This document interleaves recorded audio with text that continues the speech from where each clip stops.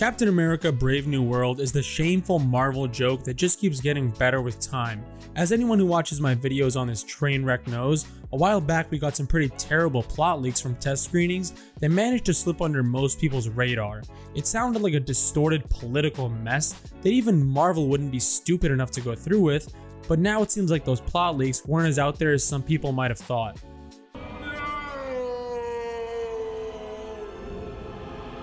Marvel recently held more test screenings for Captain Knockoff, and shockingly they went to absolute shit.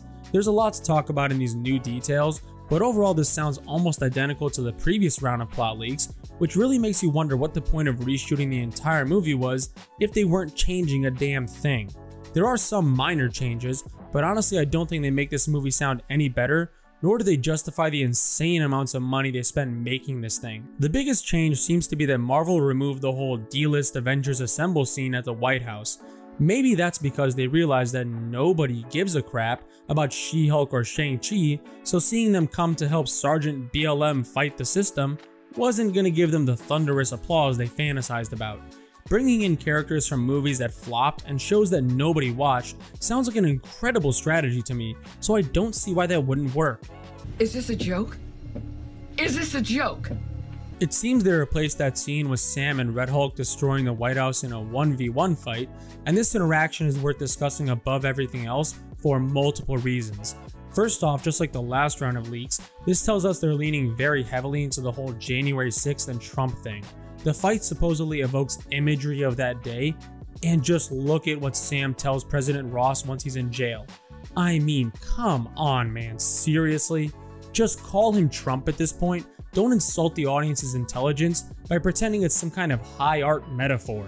This is about as subtle as dropping a tank on the audience. They couldn't be more heavy-handed with their political motives if they tried. I'm not sure what kind of idiot genuinely thinks that Ross turning himself in because he became the Hulk and destroyed the White House is anywhere near the same as asking Trump to do that because some lunatics ran into a couple of politicians' offices and took selfies. But again, these are Marvel writers, so using their brains isn't really their strong suit. As insulting as that is to any real comic book fan, that's not nearly as bad as the actual fight itself.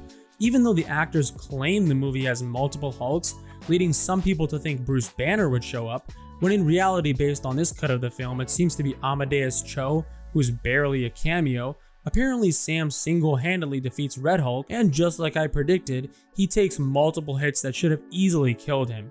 I knew this would happen because of course Dollar Tree Captain America can defeat Hulk without the super soldier serum, and of course he can survive attacks from the goddamn Hulk. Making Red Hulk vulnerable to damage like a wing stabbing him doesn't change the fact that his strength level should result in him beating Sam into the pavement until he's flatter than Rachel Zegler. Don't ask questions, just consume product and then get excited for next product. The rest of this movie just sounds like a joke. Of course they're bringing in Amadeus Cho because diversity. Nobody cares and nobody is going to care, so it's not even worth discussing that character anymore. They didn't bother to follow through on this whole Sam building a new Avengers team nonsense, and based on this description, it doesn't give us any reason why he's as worthy a leader as Steve Rogers was. Sam was a great character when he was his own hero. Falcon had his own legacy and unique personality, but in terms of replacing Steve, he will always be Captain Knockoff, and nothing Marvel does is gonna change that. The Serpent Society sounds pathetic, and it makes you wonder why Giancarlo seemed so excited for his MCU role. Honestly, I'm just happy he's not Professor X or Norman Osborn, so I'm more than okay with letting him fizzle out in this pile of garbage Marvel disgracefully calls a movie. Liv Tyler was also rumored to be in this, and apparently it's just her visiting her father in jail at the end. According to this guy, she has, how do I put this, not let herself age gracefully, so I'm not excited to witness that nightmare on screen. Oh, and the Winter Soldier comes in to give Sam a pep talk instead of sticking around to help, because we all know how Marvel feels about white men trying to help save the world. He mentioned some fundraiser he has to attend, which might be the event we see him at during the Thunderbolts trailer, so that could be Marvel using one shitty movie nobody is gonna watch to try and tease an even worse movie that nobody is even going to know exists. The only power I have is that I believe we can do better. It's one thing to change comic book plot details and give us a movie like Civil War. They were able to balance changing comic book details to make it fit within the MCU, and more importantly, we still got a fantastic movie. This is not one of those situations. The leader barely has green skin and wears some weird mocap brain, which just sounds terrible.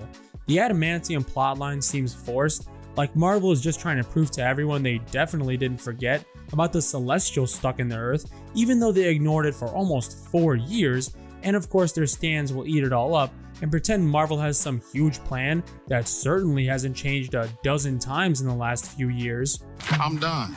I'm done. There's no need to beat around the bush here, this just sounds horrible.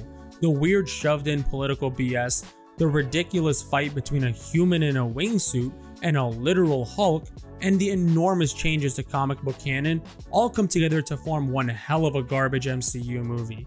This Anthony Mackie quote pretty much says it all. Gone are the days of a fantastic world where heroes triumph over evil.